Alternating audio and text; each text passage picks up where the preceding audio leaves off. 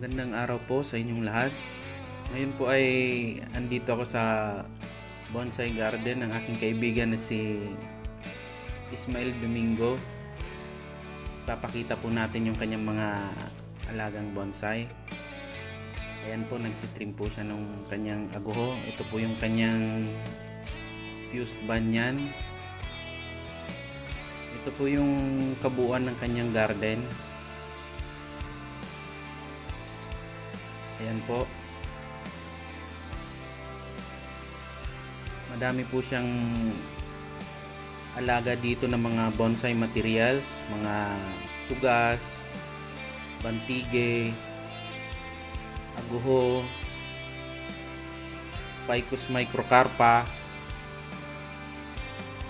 kamuning bilog, yangya,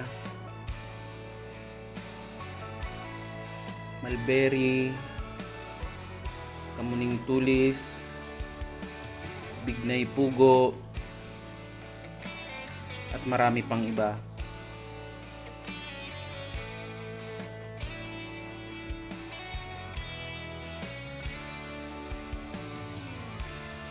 Iikot po tayo sa garden niya para makita niyo po yung kanyang mga alagang bonsai.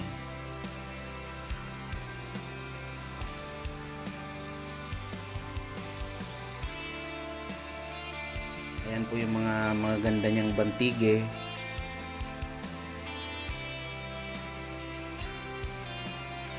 Ito po yung isang pinakamaganda sa lahat ng mga alaga niyang bantige. Cascade po siya.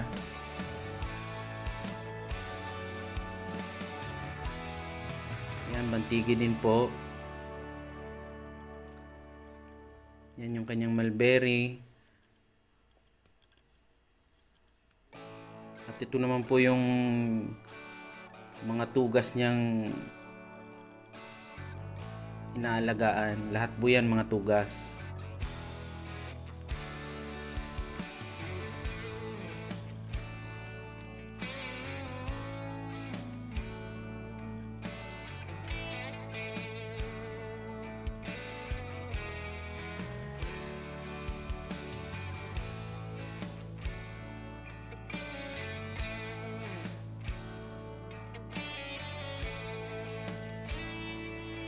Kung mga tugas din po yan.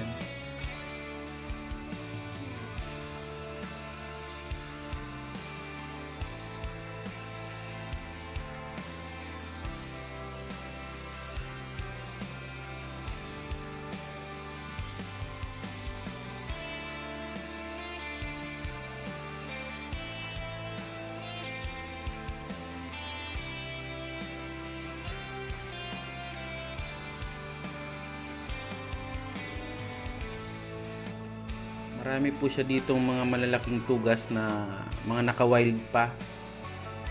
Pinapataba pa po niya yung mga sanga bago i-final design.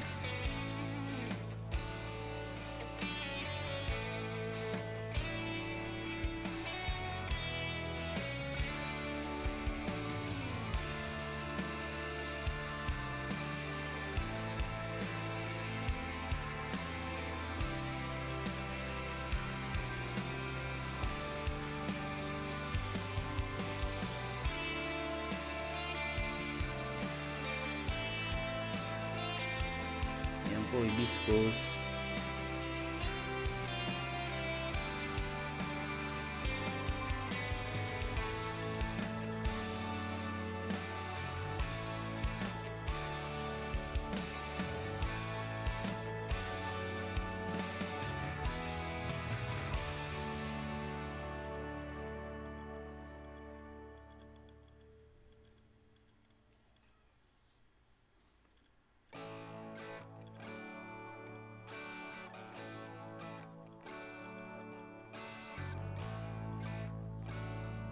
Ayan po yung mulawin niya.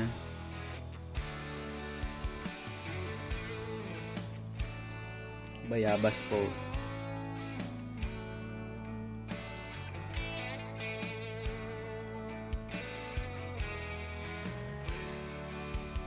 Shout out nga po pala ang aking kaibigan na si Ferdy Credo. Salamat sa suporta.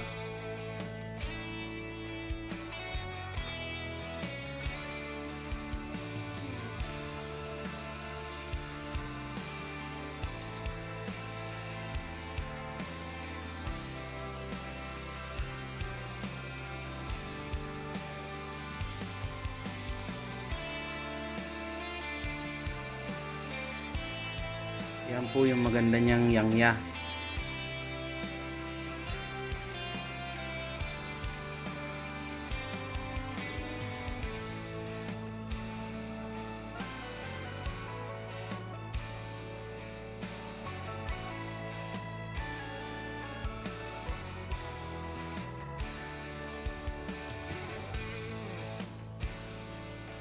Marami din po siya dito mga alagang bonsai materials na medyo hindi masyadong familiar sa akin yung mga pangalan.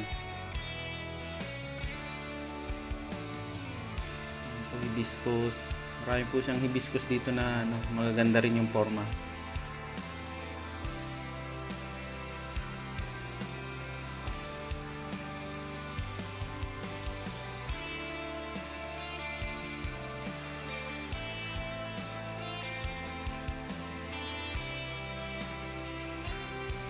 Dami niya ring malalaking tugas.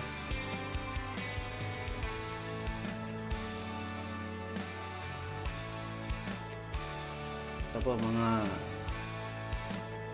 kamuning bilog. Yan po yung cascade na malaking tugas. Ganda po niya.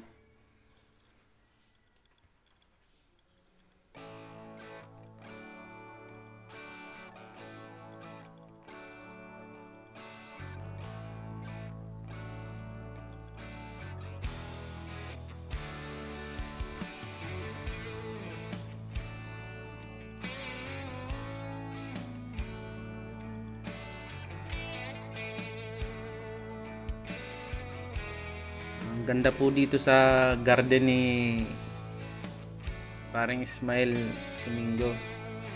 Napaka fresh po ng hangin kasi napapaligiran ng mga puno.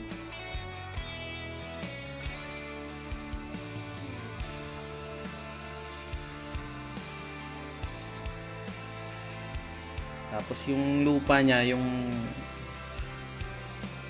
elevation po ng lupa niya, medyo sloping siya. Kaya maganda rin yung arrangement ng mga bonsai.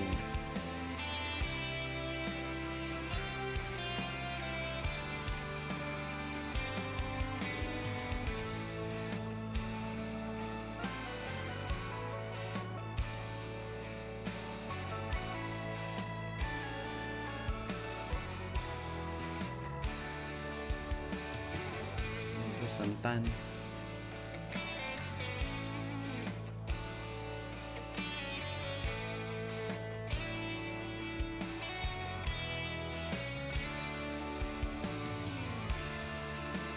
Dito naman po yung mga Ficus microcarpa niya na mga nakarekta sa lupa. Pinapataba pa po.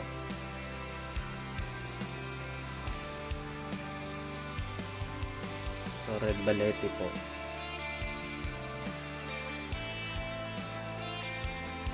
Yun lang po. Thank you.